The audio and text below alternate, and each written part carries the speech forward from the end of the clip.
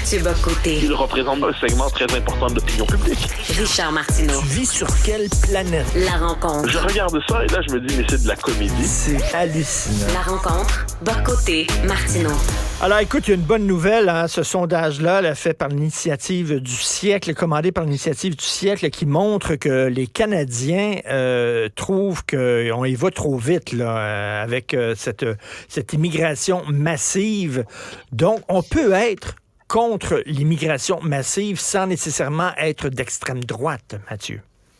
Ah ouais, grosse nouvelle en fait, hein. C'est la découverte des jours présents. Donc ce qui est intéressant, c'est qu'au Canada, ce débat-là était inexistant et interdit depuis des années. Moi, je suis persuadé que les taux d'approbation publiquement affichés à l'endroit de l'immigration massive ne correspondaient pas à la réalité. Il y avait un tel interdit autour de ça que les libéraux disaient, en fait les conservateurs disaient plus, le NPD disait plus, puis les libéraux disaient plus. Donc, la question était de savoir dans quelle mesure il fallait augmenter les seuils. Il n'y avait pas la possibilité de les stabiliser était à zéro et la possibilité de les ramener à la baisse relevait de l'inimaginable. Alors, qu'est-ce qu'on voit là? La crise, là, on nous dit dans le sondage que c'est moins pour des raisons culturelles que pour des raisons socio-économiques. Je comprends, vu ce qu'est l'identité canadienne, qui est une identité de la non-identité, c'est l'identité du non-être, c'est l'identité de la surdiversité.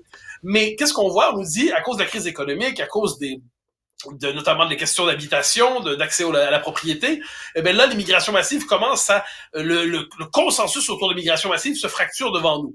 Mais, si on allait plus loin, imaginons qu'il y ait dans la vie politique canadienne un parti qui se permettrait, pas comme un parti de droite populiste, mais un parti, on pourrait dire, de centre-droit, qui, comme dans les partis européens, se permet de critiquer l'immigration massive au nom de l'identité culturelle, au nom de l'identité des uns des autres.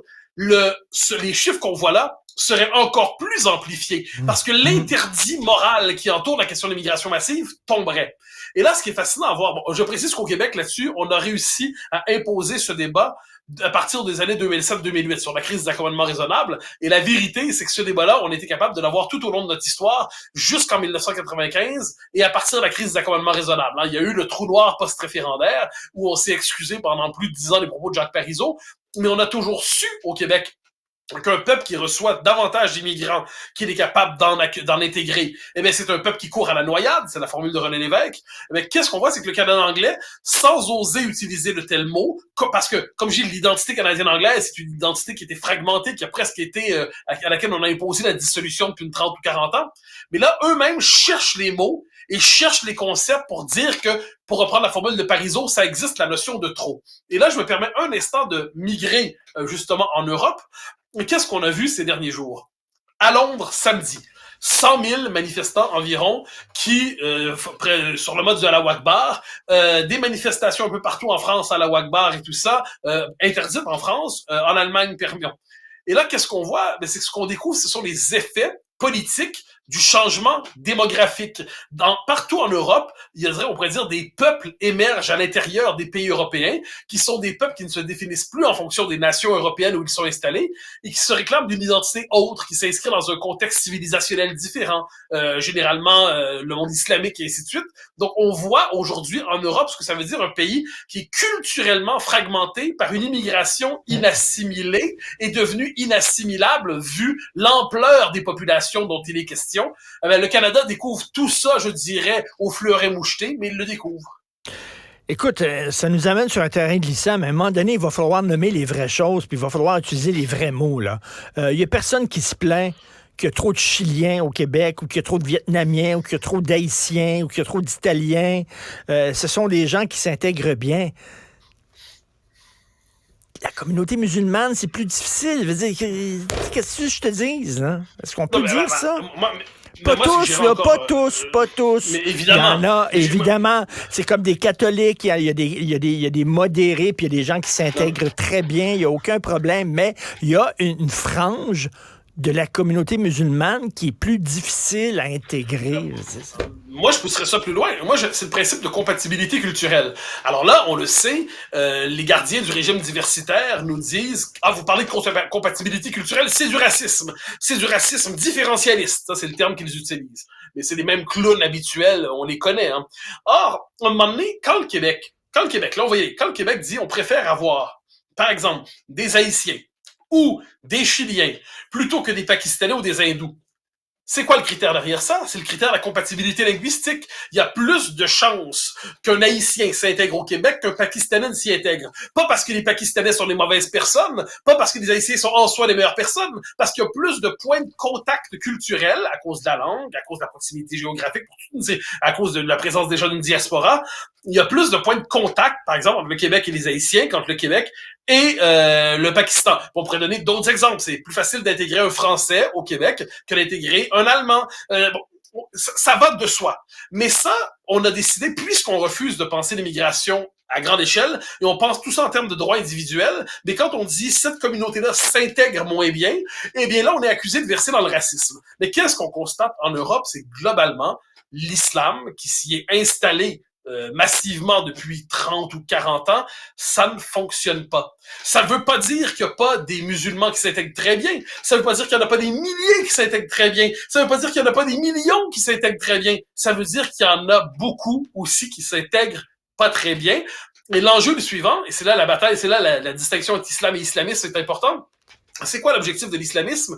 C'est véritablement de conquérir l'esprit des populations musulmanes pour les amener à se définir d'abord en fonction de la référence à l'islam, d'un islam défini par les islamistes, plutôt qu'en fonction de leur pays d'accueil, de leurs mœurs, de leur culture, de leur identité. Et là, il y a quelque chose d'assez drôle qui s'est passé en Allemagne il y a quelques jours. C'est dans le journal Bild, qui est un journal populaire. Eh bien, je dirais qu'ils viennent de faire, sans le savoir, un code de vie d'Hérouville bis.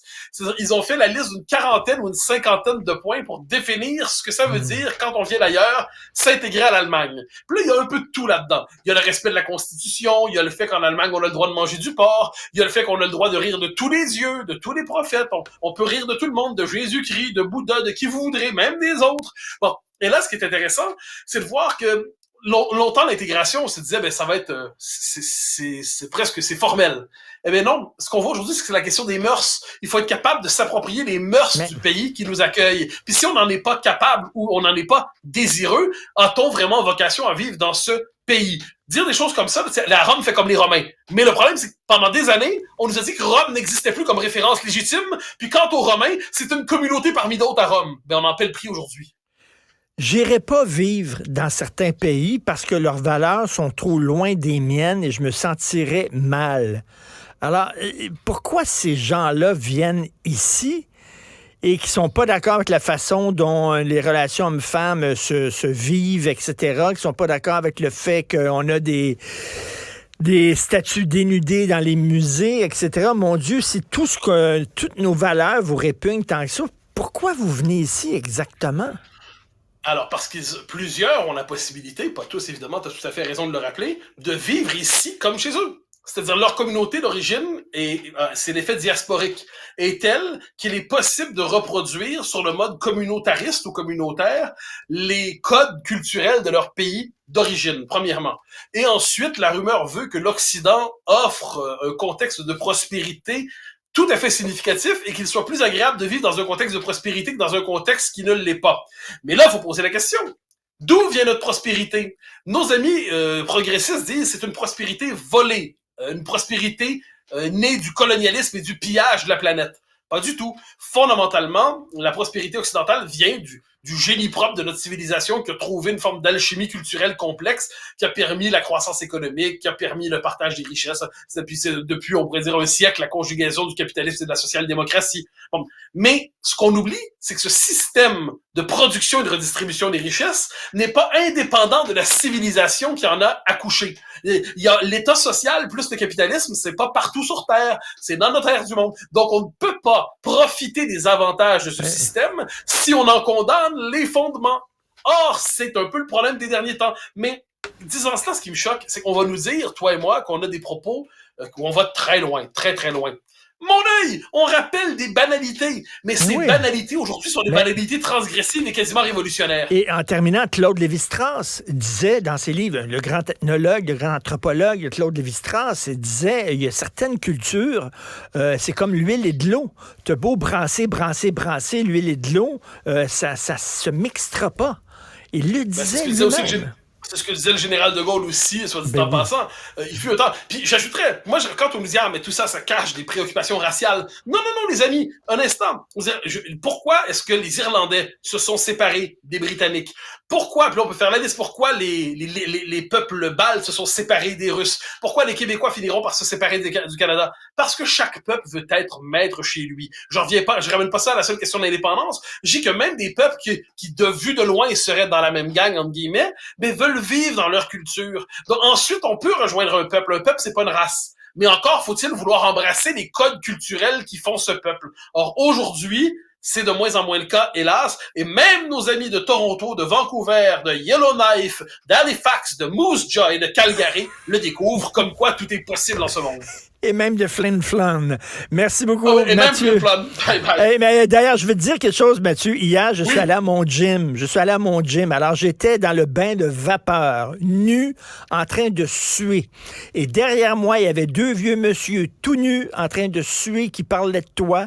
Deux Français qui disaient, mais il est bon, Mathieu Bock-Côté. Et en France, il cartonne, alors, il s'est bien intégré là-bas et tout ça. Pour te dire que tu es maintenant une conversation de sauna. Je peux rien te dire ça. Mon Dieu, j'en suis très heureux. Tu fréquentes un bon gym.